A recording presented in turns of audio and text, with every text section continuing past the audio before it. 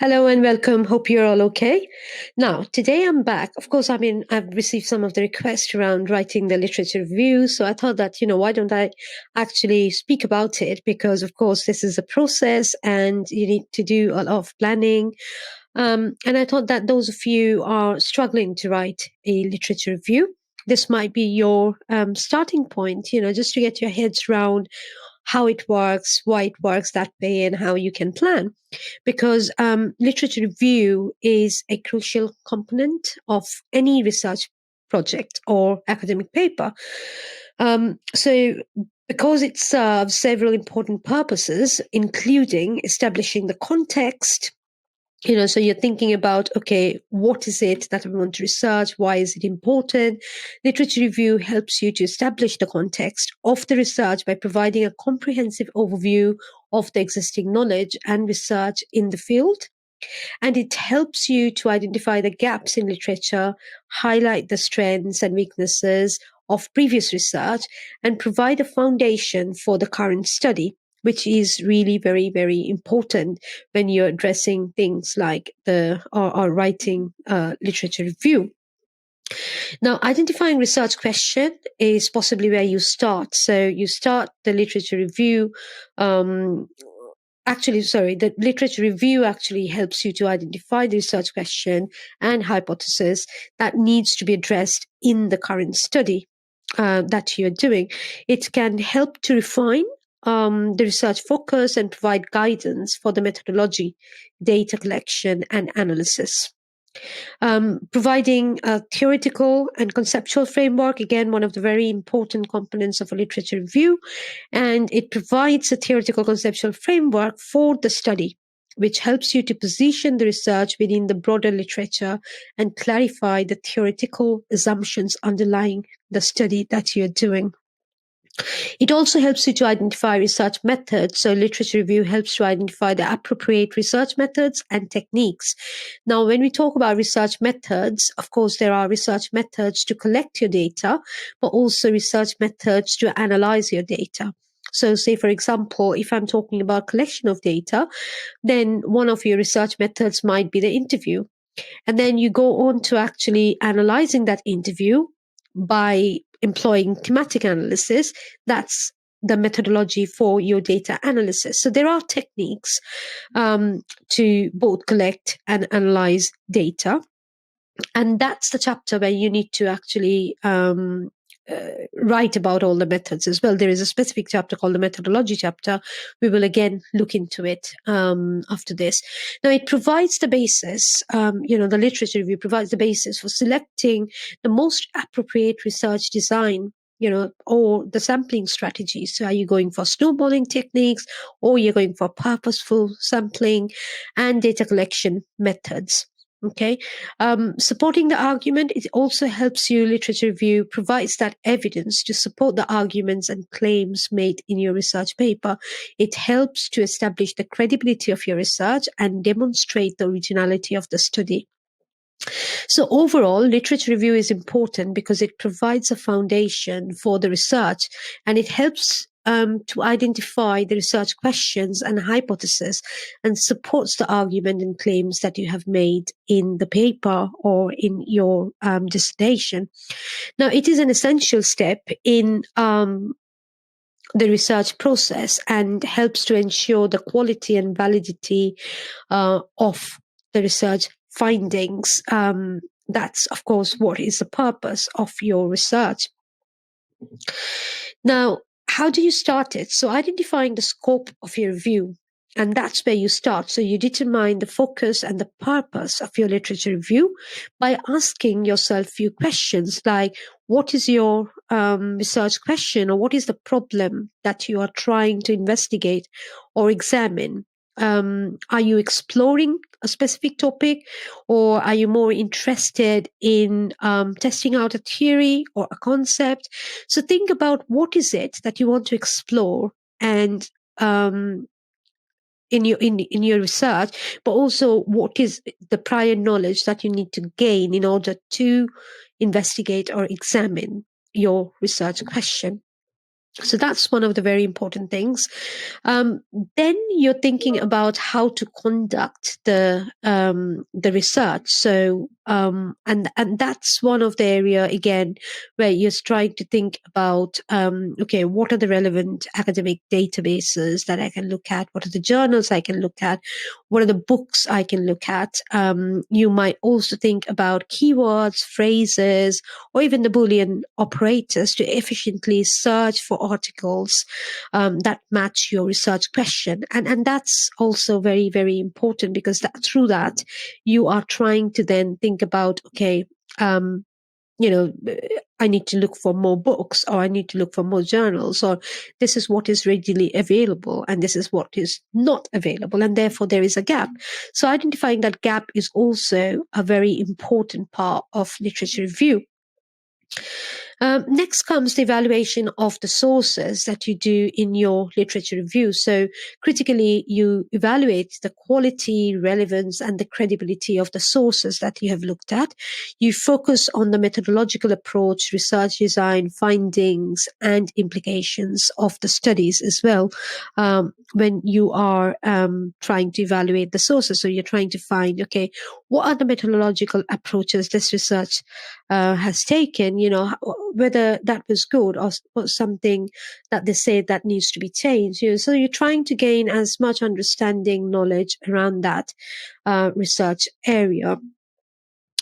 The other thing is very important in a literature review is to identify themes or topics or concepts and theories, and I say that subheadings always work miracle because it helps you to organize. It doesn't matter if you don't want to keep them at the very end as your subheadings, you're fine, you can take that off. But I think to begin with, subheadings are really important because it keeps you focused.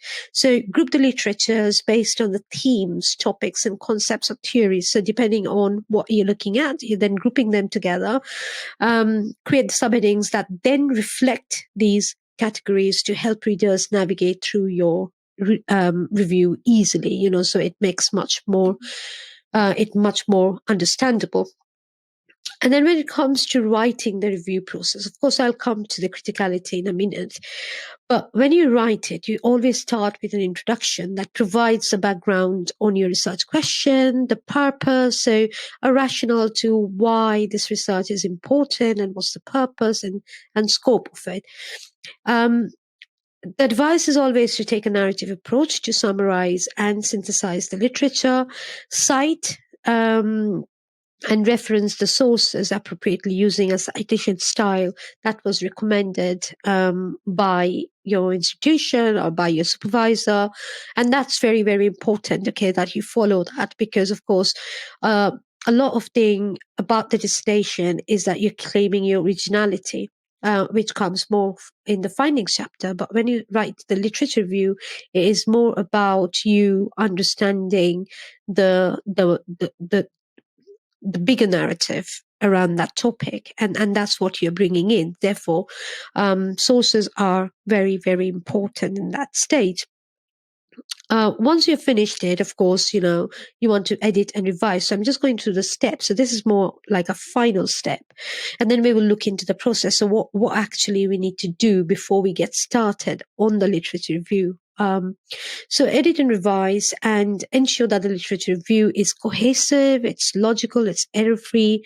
Check for grammar and spelling. I often say to people that, if you can get someone else who has got no idea of that topic, not interested in that topic, ask them to read it and ask you questions, because they will be able to point out more questions than we can sometimes, because we ourselves are so invested in that topic that we don't see the errors clearly. Make sure that your work adheres to the guidelines provided by your supervisor or your institution. Again, that's very, very important that you follow the process. So moving on from there, now we're going to look into, okay, what is it that you need to think about before you start planning? Writing or even doing your research or literature review. Now, setting smart goals, what I say is very important, because if you're giving yourself time, so you say, well, I got to submit this literature review in 3 months' time, then the first month I'm going to do 1, 2, 3, 4. So you write it down saying, okay, these are the things that I want to do in my first month. Then you go to month 2. Okay, these are the things that I can do.